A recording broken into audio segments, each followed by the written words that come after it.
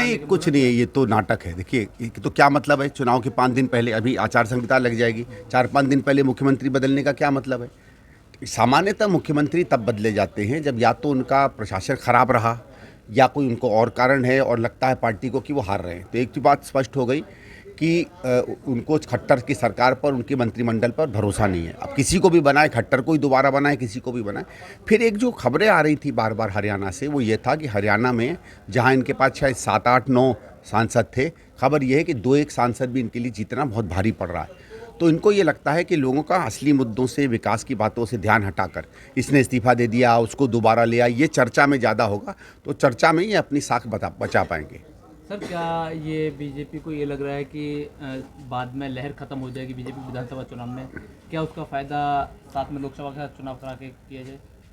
हो सकता है, देखो हो सकता है, वो तो राज्य सरकारों के ऊपर है। लेकिन जब अगर वो दोनों को कंबाइन करते हैं तो ये दिखता है कि उनकी कमज़ोरी फिर सामने आने लगी। उनको लगता है कि बिना विधानसभा साथ कराए हम लोग सांसदों की सीटें नहीं जीत पाएंगे, या जैसा भी है। तो जब ये चीज़ें करते हैं तो ये दिखने लगता है, क्योंकि देखिए पहले भी चुनाव बीजेपी जीती, ऐसा नहीं है, लेकिन उस समय ये सब हथकंडे उन्होंने चुनाव के 1 महीने पहले नहीं किए थे।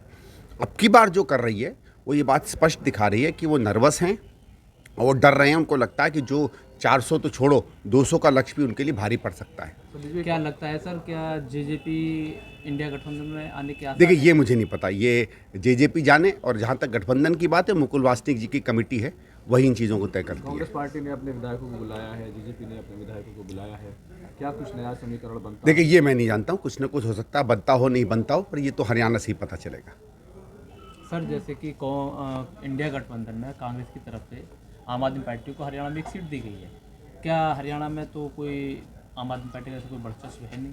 नहीं, देखिए, जब आप बड़ा गठबंधन करते हैं तो पार्टियों के बीच में आपस में एडजस्टमेंट होता है। समाजवादी पार्टी को मध्य प्रदेश में भी एक सीट मिली है, तो ये गठबंधन होते हैं। और ये गठबंधन कभी कभी क्या होता है, हो सकता है आपका वोट ना हो, लेकिन आपके पास ऐसे नेता हों जिनका अपना अपना एरिया में वर्चस्व हो, तो उसको हिसाब से देखा जाता है कि एक बड़ी पिक्चर भी जाए कि नहीं, हम लोग हर पार्टी मिल के साथ कर रहे हैं, और एक इसकी अच्छी, एक लोगों के बीच में अच्छी तस्वीर जाती है।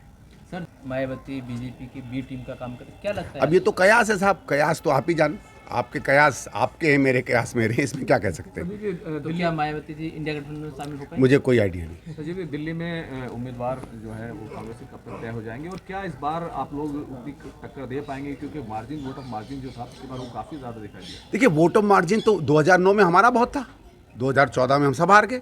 तो वोट ऑफ मार्जिन का नहीं होता है, हर चुनाव अलग होता है। और जो पारंपरिक वोटर है वो किसी पार्टी का सेट नहीं है। अगर आप देखें कि अगर आम आदमी पार्टी और कांग्रेस की को आप कंबाइन कर देते हैं तो 3-4 सीटों में तो हम बहुत तगड़ी टक्कर दे रहे थे उस समय भी। तो देखिए क्या बनता है। और मेरा ये कहना है कि अगर आम आदमी और कांग्रेस साथ होती है तो हम लोग 2+2 जो होता है ना, कहा जाता है कि 4 बनेगा, 4 नहीं 5-6 भी बन सकते हैं। तो दिल्ली में जो नतीजा आएगा ना, वो मेरे हिसाब से जितनी अभी तक की अटकलें बनी थी उनसे बिल्कुल विपरीत आएगा। कब तक उम्मीदवार ये नहीं मालूम। आप एआईसीसी के बंगले में खड़े हैं, यहाँ वो लोग हैं जो आपको ये जवाब दे पाएंगे, उनसे बात करो। लेकिन देरी होने से क्या आपको नहीं लगता कि चीज़ें जो नहीं नहीं नहीं नहीं नहीं, देखिए कैंडिडेट केवल एक पोस्टर का चेहरा होता है, चुनाव लड़ता है कार्यकर्ता। और मैं कम से कम 3-4 बार कॉन्स्टिट्यूंसीज में होकर आया हूँ किसी न किसी सामाजिक कार्यक्रम में। कार्यकर्ता वहाँ तेज़ी से काम कर रहा है और उत्साहित है। भाजपा ने तमाम सीटें जीतने के लिए और 400 पार का जो नारा दिया है, दिल्ली में उनके पास तमाम सीटें हैं। आपको क्या लगता है कि 400 पार का नारा है ये, और फिर कई दूसरी ऐसी चीज़ें भी होती हुई दिखाई दे रही हैं, उसको लेकर के आपको क्या लगता है कि भाजपा क्या 400 पार कर पाएगी? अब देखो साहब, सपने में तो कुछ भी पार हो जाता है, लेकिन वो बात सपने में रहने दीजिए। भारतीय जनता पार्टी के गंभीर नेताओं से अगर आप खुद बात कर लीजिए तो कलम घसीट के वो 260-270 तक पहुंच रहे हैं। तो जो उनके सबसे प्रबल समर्थक हैं वो हम लोगों को जब डराते हैं बातचीत में तो 260 तक पहुंचाते हैं, तो समझ लो कितनी पहुंचेगी उनकी। साथियों, इस समय हमारे साथ संदीप दीक्षित जी मौजूद थे, जिन्होंने इस समय हरियाणा सरकार में जो उठापटक हुई है, जो वहाँ के हरियाणा के मुख्यमंत्री खट्टर जी ने इस्तीफा दिया है, उसको लेकर भी बताया। जो टिकट बंटवारे में होने के बाद में जो प्रत्याशियों की लिस्ट आने में देरी हो रही है, वो उन्होंने हाई कमान के ऊपर छोड़ दिया है।